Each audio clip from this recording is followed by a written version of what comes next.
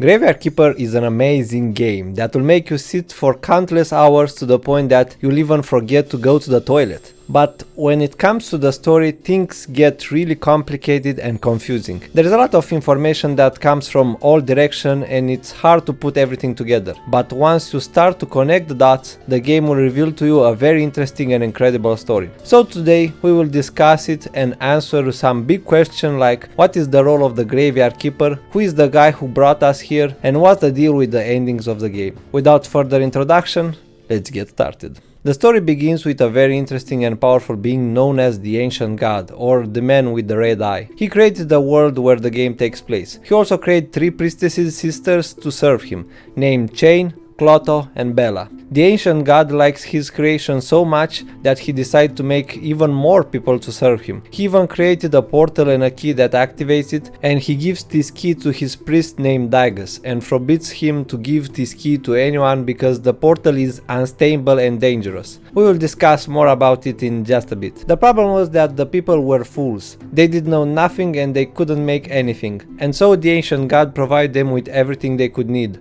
homes, water, food, clothes, and so on. Even after they die, he will transport their bodies across the ancient bridge to the land of the dead. In this process, their souls are cured of all their sins so they could rest peacefully, and Digus was tasked to ship the dead in front of the bridge. But despite all of this, a big problem arose. Because the Ancient God chose their destiny, even their partners, people start to become upset because of this lack of freedom of choice. I mean, one guy was destined to marry a cow, and this brings us to a chain of events that will change this world forever. 211 years ago, Horadric, the adopted son of Digus, was in love with Chain, one of the priestesses, and she loves him as well, but she tells him that they cannot be together because this is not the destiny the Ancient God chose for them, and so they don't have any future together. Upset by her words, Horadric decided to do something about the situation, saying that even the Ancient God won't stop him. He meets with 3 other guys: Jove, Lucius or Lycius or Lucius, whatever you want to call him, and Cresvold, his brother. They discuss how they are tired of the Ancient God and the fact that they cannot choose their own fate, so they made a plan to get rid of the Ancient God. But for that, they will need to use the portal. And so Jove convinced Horadric to steal the key from his father Digus, and he eventually agrees. When they activated the portal, Jove wishes to get rid of the Ancient God and hold his religion. Cresvold wishes to learn how to build houses, make clothes, and grow food. But Lucius wanted to rule over the people. Horadric is surprised by Lucius' wish, but before he could say anything, the portal starts to work. The problem though is that the portal grants your wishes, but never in the way you think. You need to be very specific when you phrase your wish. In this case, the portal summons a guy who claims that he possesses the knowledge they seek, and he will grant their wishes. His name is the Master. At first it seems that they fail, but later they will discover that their wishes were actually granted. Now you may ask why the Ancient God didn't stop them using the portal.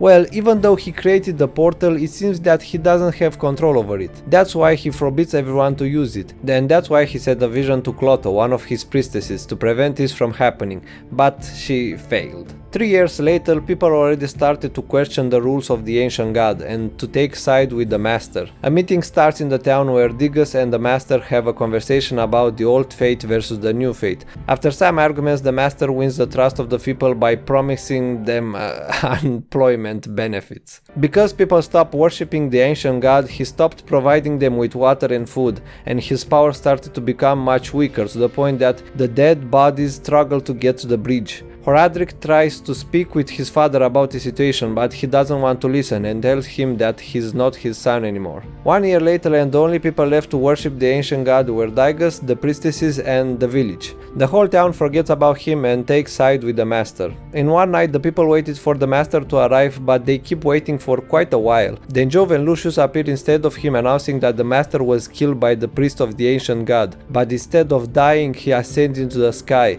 and have become the new God. And with his last breath he named Jove the new king and Lycius his new pontiff. Jove gave his new subjects to choose if they want to punish the pagans responsible for the Master's murder, and they agree, and so Jove declared a holy war, a battle to destroy the old faith and bring the new one. But we all know that all they said was a lie. If you remember, Lucius and Jove wanted the power to rule over the people, so the master has to grant their wishes. While they were in the bath, Lucius and Jove discuss how the master did his job and he's no longer needed, so they have to get rid of him. When the master arrives, he already knows what is about to come, claiming that he knew from the beginning, with his last words being, "I'm sorry too, your majesty." And then Jove ordered his guards to kill the master. When the war started, they began to burn down the village and kill and capture everyone who stood in their way. They destroy everything that was related to the ancient god. In this madness, Horadric hears his dad's screams and goes to save him. He was badly wounded and Horadric brings him to the swamps where some of the villagers managed to escape. There were also Clotho and Bella, but Chain was captured. Horadric asks Clotho to take care of his dad while he goes to free Chain. Clotho asks Daigus if he got the golden apples as she told him. He said that he hid 3 and had eaten the other 2. The golden apple is a very powerful fruit that will give you a lot of knowledge only if you licked it. So just imagine what happened to Daigus who have eaten 2 of them. With his new insane knowledge, Clotho asks him to invent a ritual that will kill all their enemies in a book called Necronomicon. Meanwhile, Horadric arrives at the prison where Chain is. Creswell warns him that Jove and Lucius know he saved Daigus, and if he frees Chain, they will kill him, but he does it nonetheless, and tells him that his brother will have helped him to save his lover. Chain escapes, but Horadric lets himself to be captured. 2 years later, Jove and Lucius made their biggest mistake, a mistake that will lead to the destruction of this world. The war was done at this point. They killed as many pagans as they could, and they destroyed everything related to the ancient god, except one thing: the ancient bridge. The people weren't too excited about this idea, so Lucius decided to destroy it himself, and this was the beginning of the ancient curse. The soul of the dead could no longer travel to the land of the dead. They become desperate, and they returned to their bodies as bloodthirsty zombies, and began killing everyone, and the walking dead flooded the world. And this became a very serious problem that almost annihilated all humankind. 1 year after the ancient curse began, Lucius visited Horadric to offer him to be his bishop, if he will tell him where the priestesses are, in hope that maybe they will know how to stop this. But Horadric refuses, and Lucius tells him that tomorrow he will be burned and then leaves. People start to suspect that this situation is because Jove and Lucius destroyed the ancient bridge, but they say that anyone who thinks about this will be punished, and tells them that this is because they did not kill all the pagans. Obviously lying. Creswell couldn't let his brother die, so with a stone received from Chain, he blinds everyone and saves Horadric and leaves. Around the same time, Daigus finishes the book, and Clotho started to become insane because of her rage, goes to a swamp where magic is more powerful and begins the ritual that will kill 1,000 people at once, believing that everyone including them betrayed the ancient god and they must be punished. Bella tried to talk to her, but she didn't listen. When she started the spell, instead of killing people, the ritual summons the ancient god. Daigus switches the spell without her knowing to have a chance to speak with their lord. Daigus begs him to help them with the zombies, telling him that he is their last hope. The ancient god says that he doesn't care, but Daigus points out that he is incredibly weak, his eyes twitching and he couldn't even resist to the summon. And soon there will be nobody remaining to worship him, so he will disappear for good. And so they reach an agreement. The ancient god made a contract that will be signed between him, 3 people from the village and 3 people from the town. The people from the village were Creswell, Daigus and Horadric.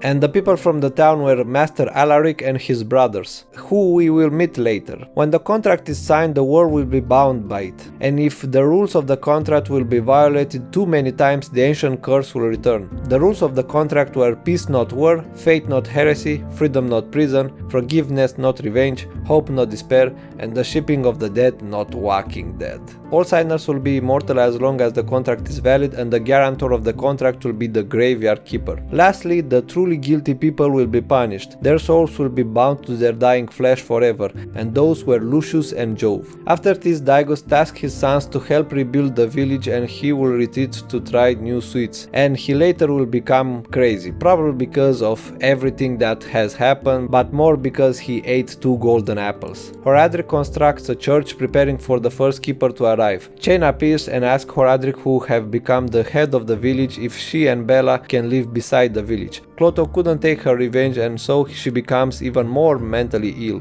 So she remains in the swamp. All the sisters are also immortal because, well, they were already as former priestesses. Before she leaves, Horadric stops her. He thanks her for the help with the stone at the execution and asks her if she wants to spend the eternity with him, and so they become an official couple. They repair the old priestess's house and made the bar who will be named the Dead Horse. And also Creswell becomes a blacksmith. Okay, so now with this part of the story done, let's discuss what exactly happened with Jove and Lucius. And what's the deal with the graveyard keeper? So Jove and Lucius were cursed to have their souls bound to their bodies. That means they will never die, but their bodies will still decay and rot, feeling constant pain and eventually becoming like a walking corpse. We don't know what happened to Lucius, but we know about Jove. He became desperate about his situation. He tried to kill himself multiple times, but it only made him suffer even more. He could not die. The only thing he could do was to drink. Because of this undying situation, he was king for a very long time, like a very long time.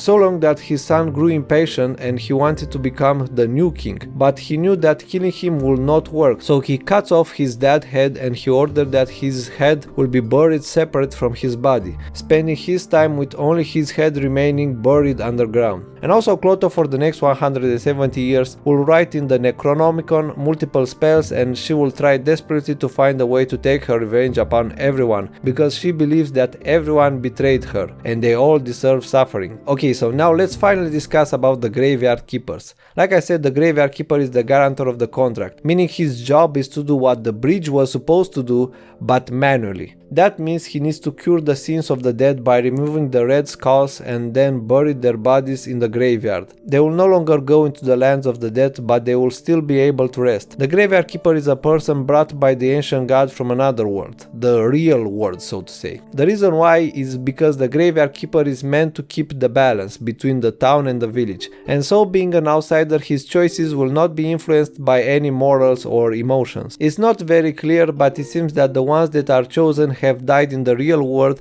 and then teleported here. Once they arrive, they will have to take care of the dead and the graveyard for 15 years. If they die by an accident or killed or any other reason, they will just be brought back to life because they are protected by the magic of the ancient god, as long as their service is not done yet. They will die only after their final day of service. Shortly after, a new graveyard keeper will be brought to take his place. And that brings us to the first graveyard keeper. The only information we have about him is that he was brought here 200 years ago, and he was an incredible idler. He spent the majority of days writing poems, painting landscapes, singing and just dreaming. He was so lazy that sometimes the villagers had to bury their deceased instead of him. The second keeper appeared 150 years ago, and he was not very liked by the people. He had an ugly face and a vile laugh. He even was caught cooking and eating meat from his corpses. I mean, who would do such a thing? What a monster!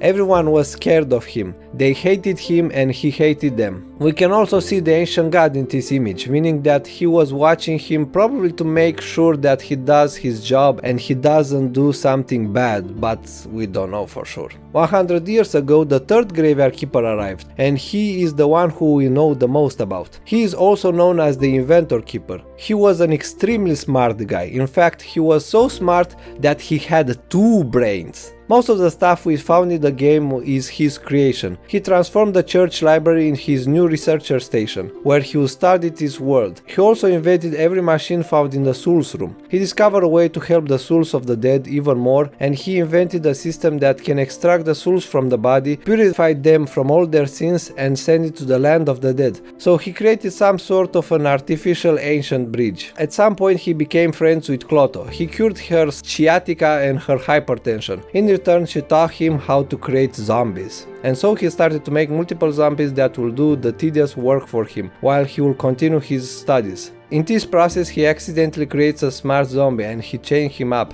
This guy was named Guter. While he was digging to find spare bones for his zombies, he stumbled upon a talking skull, the Skull of Jove. But he had amnesia and he didn't remember anything from his life, not even his name, only that he wanted to drink. So the keeper named him Jerry. They had become good friends and the keeper kept Jerry around him. Lastly, he created some sort of time machine that shows images from the past using artifacts. He managed to create even a list with all the artifacts needed so he can learn about why he was brought here and what exactly happened in the past. Sadly, he finishes it in his final day of service, and when he was prepared to use it, something had gone wrong and he died without even learning the truth. After his death, Jerry sold his nose to someone so he could buy more drinks. 50 years ago, the fourth keeper appeared. He enjoyed to drink very much, and so he becomes very good friends with Jerry, having lots of drinking parties. Jerry even calls him his only true friend. He even drank a lot with Cresvold, and when he did get drunk, he will tell him about talking, school and the real world. But Cresvold was thinking that he was just joking. He also hung out a lot with the astrologer. But he missed a lot his old life and family every day. Jerry, being so attached to him, started to feel sorry for him, so he tells him about the portal and how he can use it to return home, an information that should not be revealed, especially to the graveyard keepers. For the next 5 years they will search for 5 keys and their bearers to activate the portal. The keeper noted all this information about the portal and the keys in a journal that will be left in the dungeon. Still around this time, the old priestess Bella falls in love with the farmer, marries him and they have a child, but she will become sick and die later. Meanwhile, Clotho's anger grew even bigger, so she started a new plan. She tricked a couple of vampires to work for her, promising them that she will give them a normal life where they will not need to live in the shadow and being hated by everyone, a promise that she didn't plan to fulfill.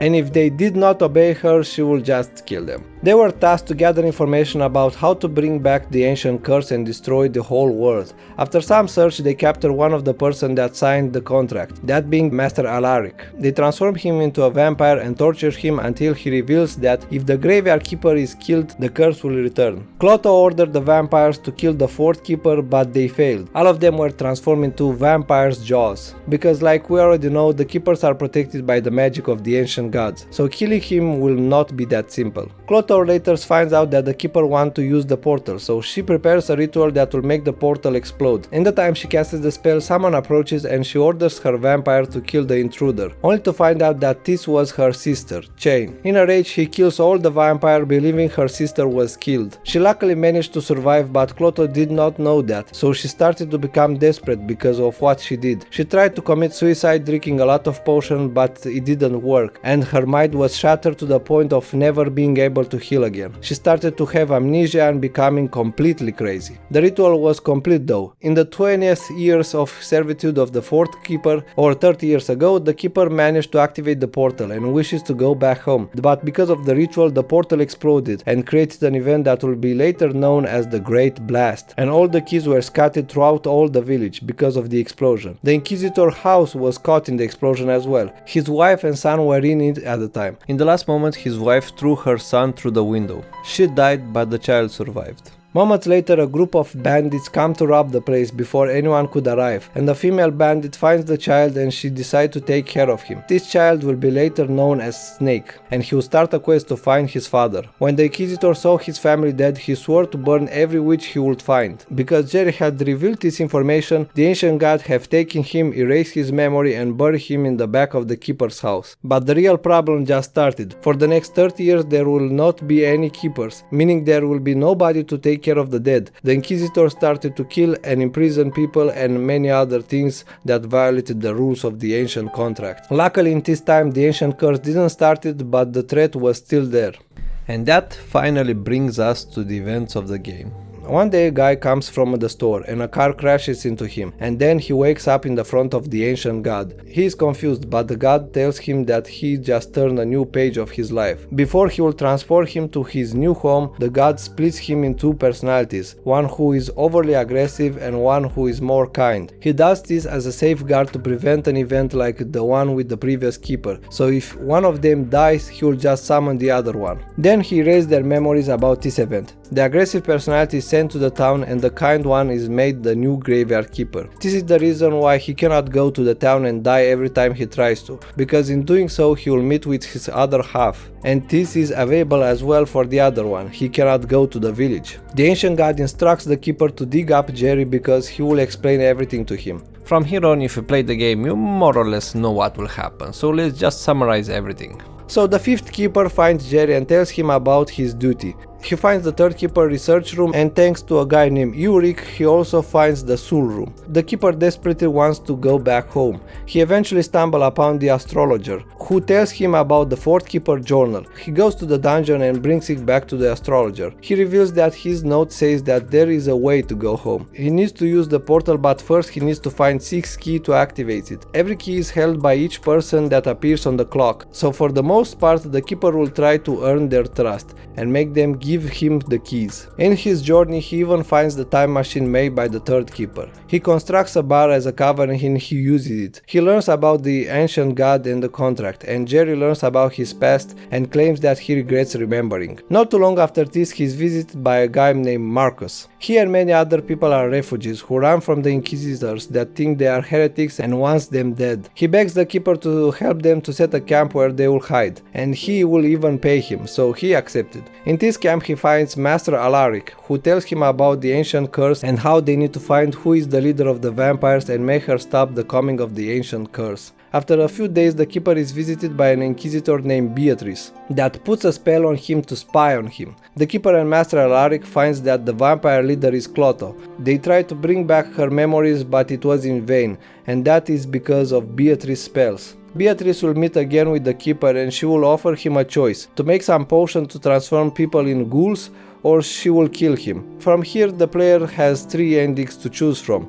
He can betray Beatrice and tells the refugees to escape with a boat, reveal her true identity to the higher-ups, or surrender to her. What will happen next is up to you. At the end, Master Alaric says that he will continue alone his quest to stop the ancient curse and leaves. Now the only thing that remains is to take the keys. He gets 2 of them after he helps Snakes meet his father, the Inquisitor, and he quits burning witches. Another 2 from the bishop after he reunites with his brother the merchant, and the last 2 when the astrologer reunites with his long-lost daughter. Now the keeper is ready to use the portal to return home, but not before saying goodbye to Jerry. At first the portal seems to not activate, but when the 6th character appears to also say goodbye, the symbols on the portal start to turn on. The portal finally activates. But if you remember, you need to be very careful how you formulate your wish, otherwise you will end up with the opposite. And this is also available for our keeper. He wishes to be reunited with his lover, and instead of going home, his lover is brought here. But what that really means we don't know. Did she die as well and she was brought here, or is this just a copy of her? Lastly, with an item his lover had from their world, he uses the time machine once again to learn what really happened, and he sees the moment when the ancient god splits him in 2 and the game ends. I don't know if there will be any more DLCs that will bring new information, but to give you an answer to what will happen to the keeper from now on, well, he just does his job as a graveyard keeper with his lover by his side for the next 50 years. They are both stuck here, but at least they are together and can live happily. To throw just another theory out there, it is possible that everything that happened was just an illusion. After the car hits the keeper, it is possible that he enters in a coma and dreams about all of this. An evidence for this theory is that the guy at the store has the same name as our talking skull, Jerry. But if you want to believe this or not is up to you. And this concludes our story. When I replayed the game for this video, I never expected to find so much lore included into those DLCs. It made everything more interesting and the whole game turned out to be even better than it already was. I hope this video clarified your questions about the events of the game and you enjoyed watching it. If you think I missed something, let me know in the comment, and like and subscribe if you want to see more content like this. Thank you so much for the watching, and I will see you guys in the next video. Bye bye.